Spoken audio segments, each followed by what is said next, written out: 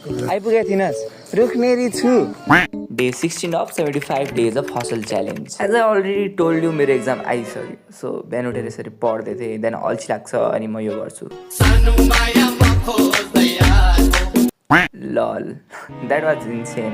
अनि बिहानै खाना खाएर यसरी चट्ट लाएर म भ्यू हेर्न जान्छु. ताजा ताजा हरियो हरियो दामी दामी भ्यू देखिरहेको थियो होइन. So green and beautiful. अनि डाइरेक्ट मेरो कन्टेन्ट सिफ्ट हुन्छ दिउँसोको टाइममा बिकज गर्नलाई आज केही नै थिएन किनकि बिहानदेखि पढ्ने बस्ने सुत्ने त्यही मात्र काम चलिरहेको थियो. सो बेलुका चाहिँ कन्टेन्ट हुन्छ भनेर यसरी म निस्किन्छु. रेसिकले बोलाएको थियो. उहाँ चाहिँ बालकोटदेखि साइक्लिङ गर्दै आउनुहुन्छ. रियली रियली खतरनाक. ऋषिक राज कार्की अन्त अनि के गर्नु होइन. अनि सो म पनि एकछिन साइक्लिङ गर्छु देन आन्टीले दामी दामी चिया पकाउनुहुन्छ अनि विथ ब्युटिफुल भ्यू चिया अझै मिठो हुन्छ. सो या अनि चिया इन्जोय गर्छौँ हामी. अनि रेसिक नि जान्छ अनि हामी नि झर्छौँ सल्लाहकारी. एकछिन काम थियो त्यहाँनिर.